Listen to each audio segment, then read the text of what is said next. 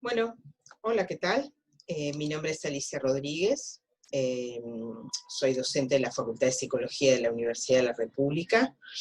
Eh, este, la idea de grabar este breve video eh,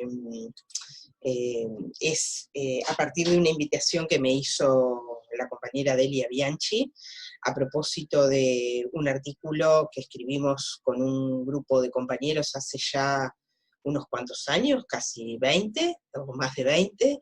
El artículo se titula de ofertas y demandas, una propuesta de intervención en psicología comunitaria. Delia me pedía que planteara un poco, básicamente, tres aspectos. Uno que tiene que ver con cuáles fueron las condiciones de producción de este artículo, otro que tiene que ver con cuáles ideas, me parece a mí, o qué aportes, digamos, este artículo supone o supuso en su momento, y un último aspecto que tiene que ver con bueno, qué aspectos hoy repensaría, digamos, ¿no? de este artículo, ya pasados unos cuantos años, como les decía. Empezando entonces por el primer punto, condiciones de producción de este artículo, que se titula De ofertas y demandas, una propuesta de intervención desde la psicología comunitaria. Este artículo fue escrito a fines de los 90, y podríamos decir que hay dos líneas en cuanto a las condiciones de producción. Una que es explícita al comienzo del artículo, que tiene que ver con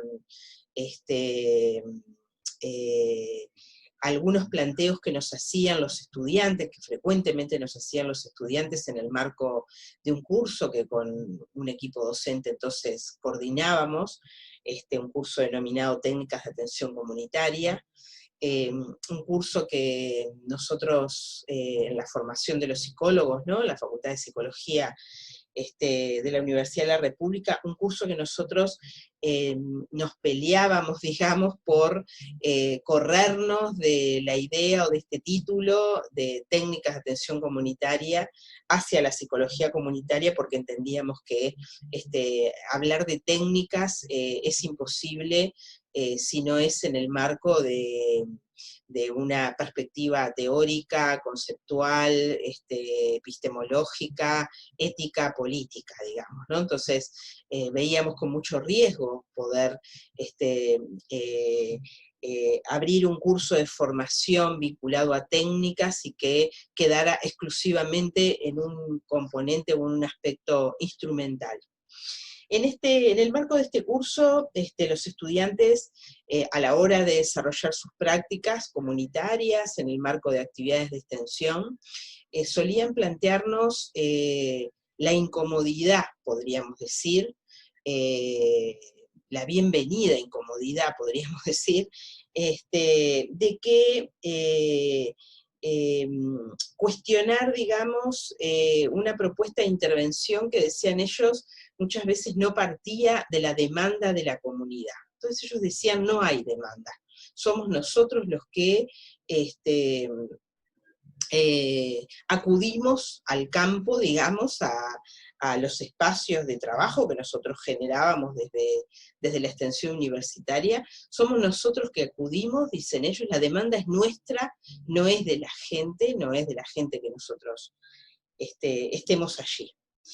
Esto nos llevó, por un lado, bueno, uno podría decir, una incomodidad pertinente, legítima, preocupada por no generar intervenciones desde un lugar de violentación, digamos, ¿no? Pero al mismo tiempo nos llevó a problematizar una serie de presupuestos que nos parecía que estaban colocados en esta inquietud de los estudiantes. Un presupuesto que de alguna manera tiene que ver o tenía que ver con una, podríamos decir, un modelo hegemónico de ser psicólogo que respondía a esta cuestión de, bueno, de lo que se trata es de que nosotros respondamos a las demandas que la gente viene a formularnos a nuestro consultorio, digamos, ¿no? Y por otro lado también un presupuesto ligado a que eh, eh, eh, la demanda existe previo a nuestra llegada. Por otro lado, esto lo dejo por acá, ahora lo voy a retomar. Por otro lado, otro aspecto fundamental, digamos, de las condiciones de producción de este artículo, con lo cual yo recontacto al volverlo a leer ahora, tiene que ver con los años 90. Estábamos a fines de los años 90, una década post-dictadura, claramente de consolidación del ciclo neoliberal del capitalismo, por lo tanto de consolidación y de instalación a ultranza de un modelo de desarrollo, de un modelo de relaciones sociales, de un modelo no solamente económico, sino también un modelo que claramente impregnó e impregna podríamos decir, los propios procesos subjetivos, digamos, ¿no? Entonces, vivíamos esos años, podríamos decir, de una clara caída de las instituciones que organizaban la vida cotidiana de la gente, el trabajo, la educación, ¿no? Instituciones que habían sido referentes en la vida de la gente, dejaban de serlo. Y por otro lado, una psicología comunitaria, en este caso incipiente, constituyéndose como una forma, incipiente en nuestro país, ¿no? Construyéndose como una forma alternativa de respuesta, digamos, a los problemas sociales desde la psicología. Entonces, de alguna manera también esto marca las condiciones de producción de este artículo, porque releyéndolo, claramente responde también a la pregunta acerca de cuáles eran las demandas sociales en ese momento, cuáles eran las demandas hacia la psicología, qué nuevas demandas surgían a la psicología y que esta psicología comunitaria de alguna manera debía atender. El segundo punto, ¿cuáles me parecen a mí que son como los principales aportes de este artículo? A mí me parece que este artículo, yo más que aportes, capaz que diría qué es lo que este artículo pretendió colocar en su momento, quizás ahora no son cuestiones tan novedosas, aunque a veces vale la pena refrescarlas, digamos.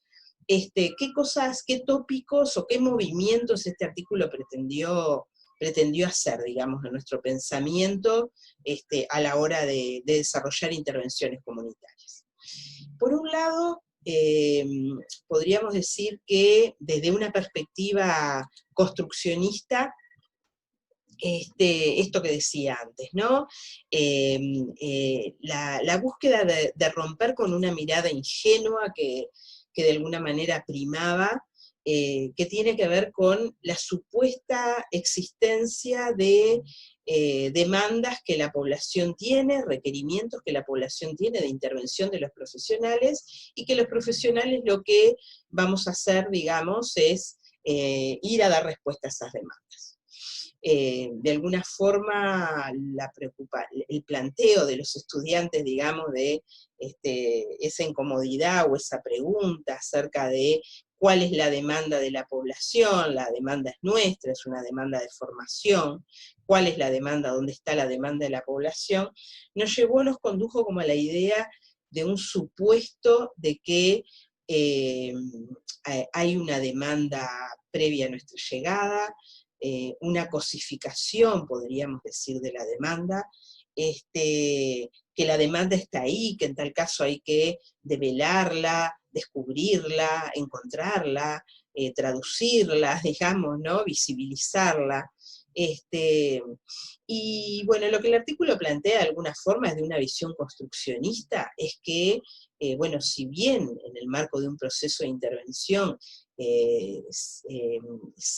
existe una priori, existe una historia, existe una existencia previa a nuestra llegada, digamos, si bien eso no cabe ninguna duda que acontece, Esto que llamamos demanda no puede ser pensado, sino es como una construcción singular en el marco de un vínculo, digamos, que es necesario, o debieran colocarnos desde el principio en un lugar de interrogación, de apertura, digamos, ¿no?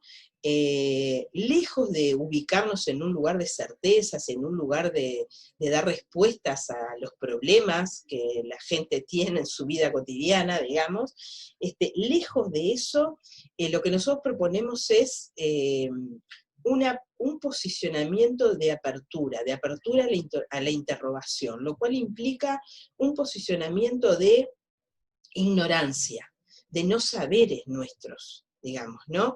Y una propuesta de compartir esas ignorancias y esos saberes con los otros también, de invitar a los otros, a las personas con las que trabajamos, de invitarlas a problematizar, a reflexionar, a interrogar aquellos aspectos de su vida cotidiana que se presentan como naturalizados, digamos, ¿no?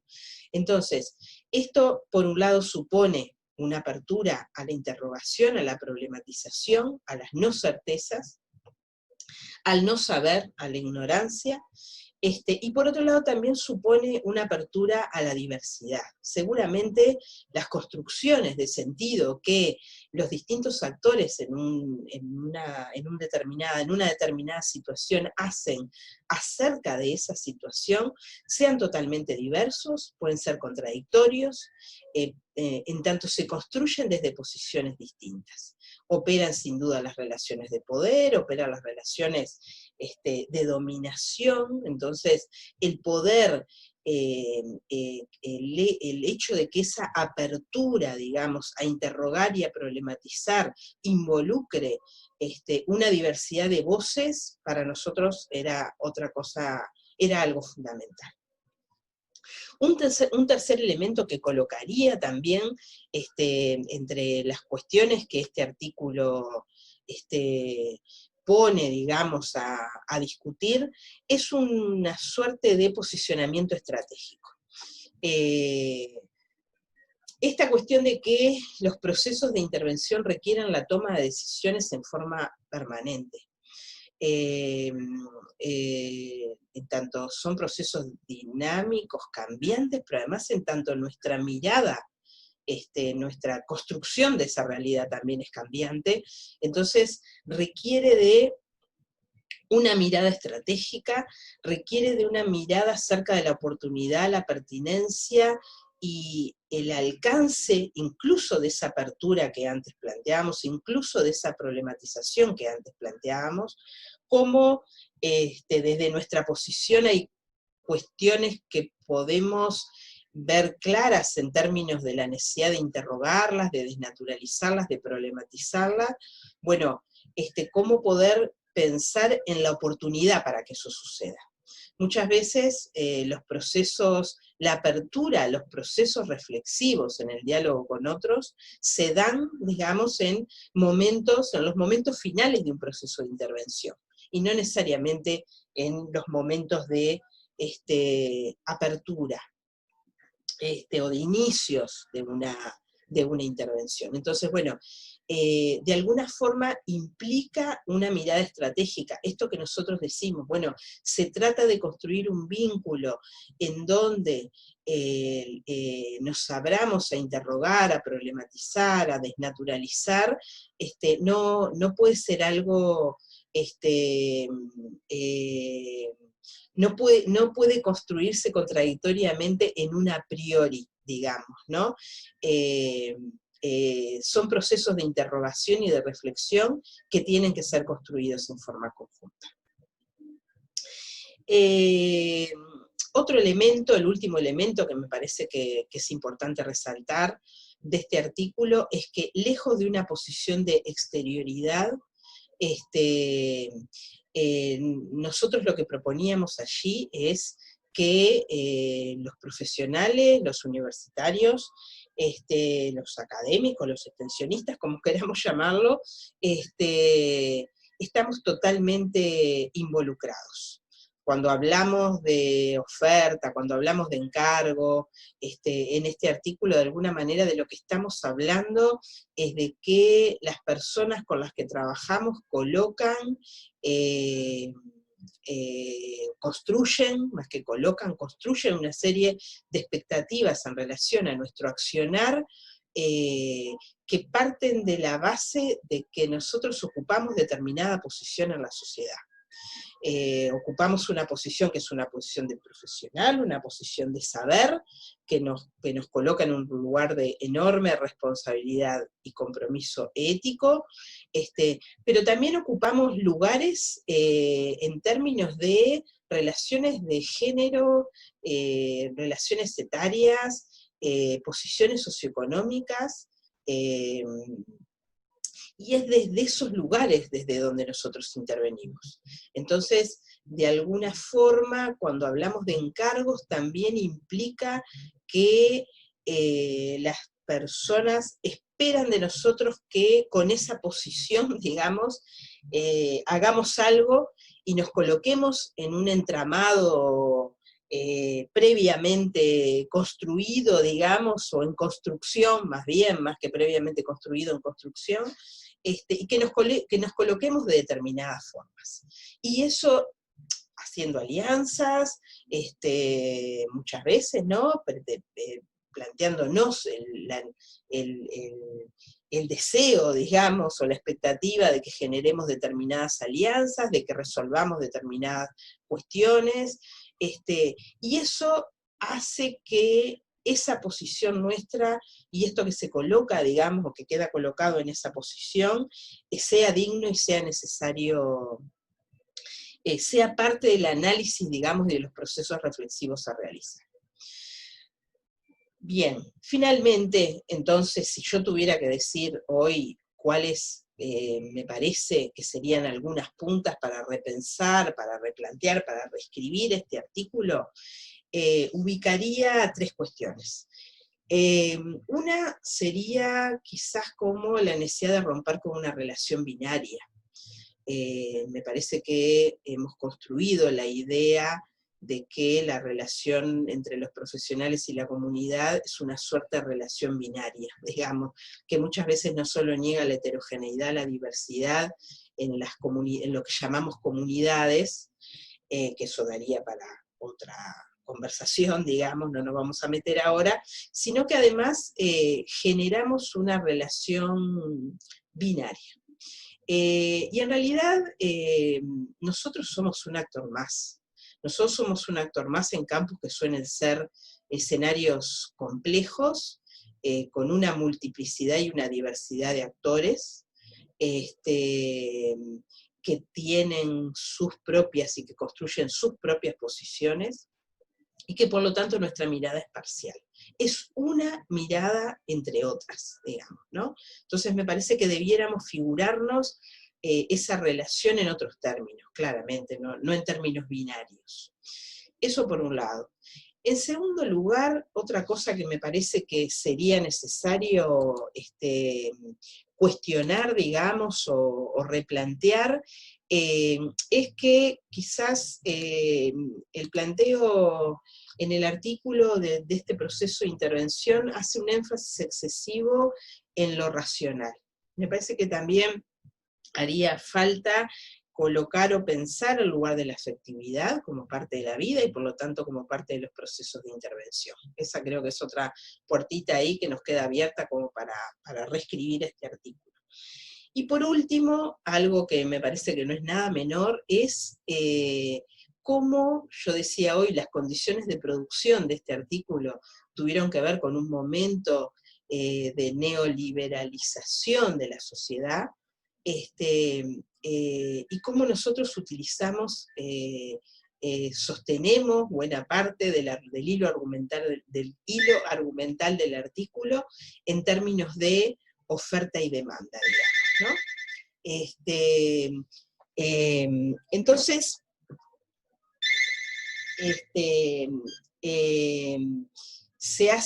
es algo que es necesario también cuestionar,